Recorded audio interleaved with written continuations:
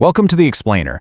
Today we're exploring a time of year that really should just be filled with pure joy, but, well, in the cases we're looking at today, it took a seriously dark turn.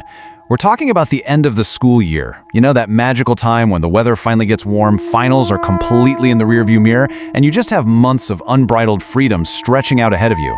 But what happens when that anticipated freedom twists into first-hand accounts of absolute terror? I want you to really put yourself in that headspace for a second. Imagine the sheer, overwhelming relief of finishing your very last exam, packing up your bags, and stepping out into that early summer air, completely unaware that you're about to be plunged straight into a literal fight for survival. Because that's exactly what happened in the accounts we're analyzing today. Okay, let's dive into this chronologically. We have 3 entirely distinct stories here, and each one details a terrifying encounter that completely shattered the safety of summer vacation. Starting us off, Tale 1, the old school basement. So our first source narrator describes himself as a bit of a self-proclaimed nerd back in high school. And on the very last day of the academic year, he and his friends decided to break into their old private school after dark. Now, what's really wild here is the school's grim history. This wasn't just some standard building with classrooms, it was actually a former hospital from the 1950s. And the story goes that during the school's construction, crews allegedly unearthed the skeletal remains of tuberculosis patients. Because the disease was so insanely contagious back then, bodies were reportedly moved through this hidden underground tunnel system. Now, whether that's entirely true or just a bit exaggerated, those grim facts morphed into these legendary urban myths among the students, making this creaky old building an objectively scary place to hang out. The whole catalyst for this break-in, though, was the school bully, a kid named Steve. See, earlier that year, Steve had broken into the school to pull off this elaborate prank. He tore up classrooms, and to cap the whole thing off, he stole red paint from the art room and literally painted these cliché horror movie tropes across the lockers. We're talking phrases like, "Get out, your soul is next," and "Death is coming." But the crazy thing is, Steve was actually expelled shortly after that. And why? Because he was caught running out of the building screaming his head off in absolute terror, swearing up and down that he'd encountered some pure evil presence down in the basement. Well, the narrator and his friends were totally convinced Steve was just a lying punk trying to save face after getting spooked, so they hatched a plan to prove it. Step 1, swipe a key, which was pretty easy courtesy of a friend whose mom was the school janitor. Step 2, sneak in quietly on a cold, early summer night wearing hoodies to blend in.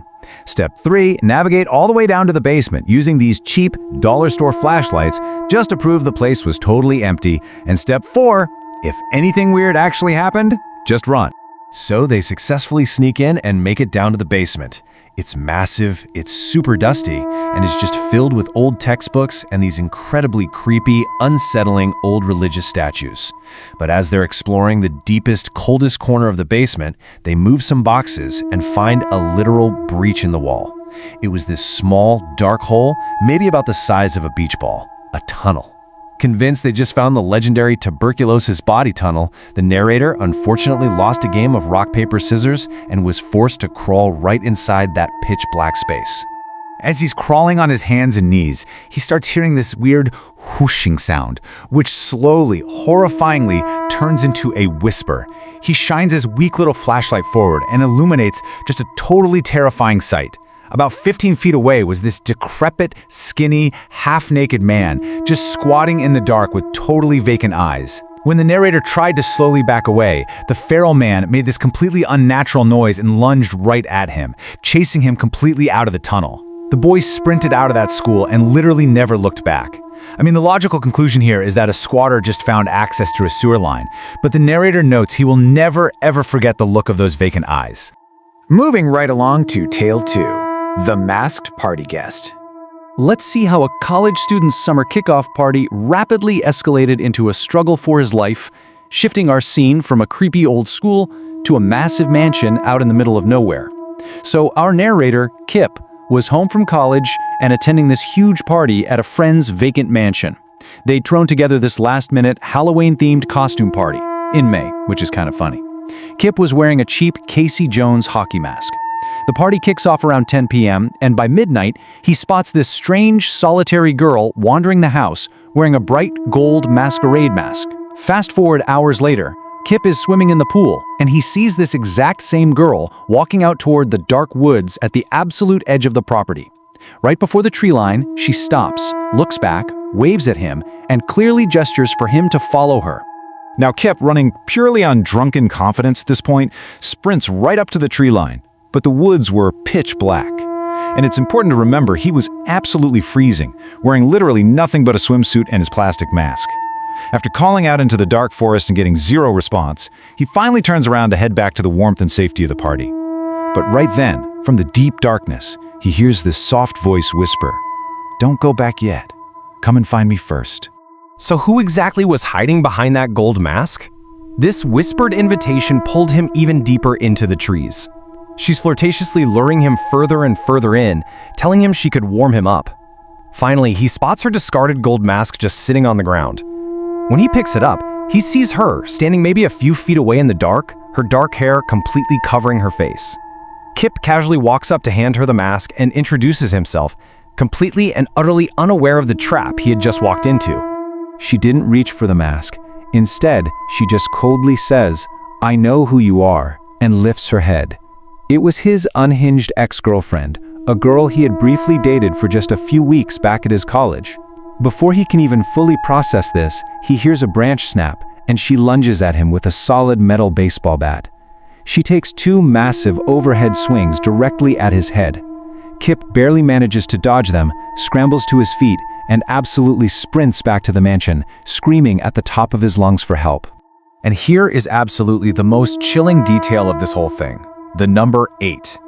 To put this into perspective, this girl drove 8 hours across 2 state lines just to ambush him in the dark. And all of this over a brief, weeks-long relationship that he had ended because she was already showing obsessive behavior. If she had connected with that bat in those pitch-black woods, Kip notes he highly doubts he would have survived. Finally, we reach Tale 3, The Substitute's Stalker. For our last chapter today, we're leaving the teenage and college years behind.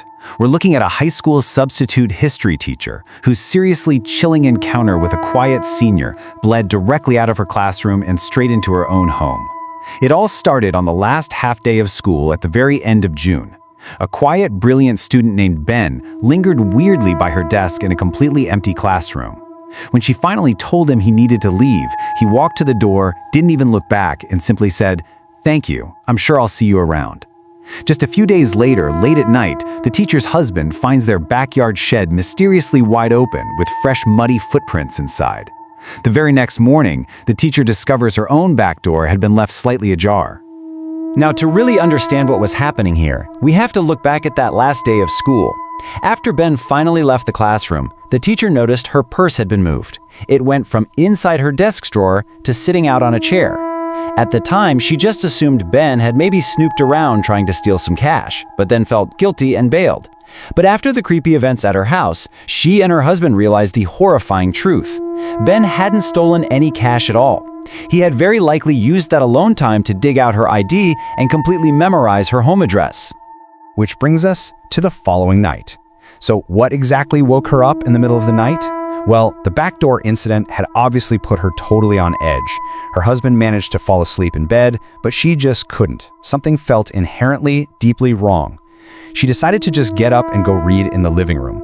As she's walking down her pitch-dark hallway, she suddenly sees the outline of a dark figure standing completely still. She slowly reaches out, flicks on the light switch, and is suddenly standing face to face with her absolute worst nightmare. Standing right there at the end of the hallway, right outside her 7-year-old son's bedroom door, was Ben. He looks right at her, gives this sick little smile and says, "Hey, Miss Jones, nice house." And he was gripping some unknown object in his hand. He then turns and walks directly into her little boy's bedroom, slowly shutting the door behind him. This sheer, utter horror of that exact moment is just unimaginable. But in a massive stroke of luck, her son was actually sleeping over at a cousin's house that night. She immediately starts screaming for her husband and dials 911. Her husband practically tears the child's bedroom door off the hinges, rushing in. But Ben had already scrambled over to the window. He leaped straight out of the second-story window, hit the ground running, and completely disappeared into the night.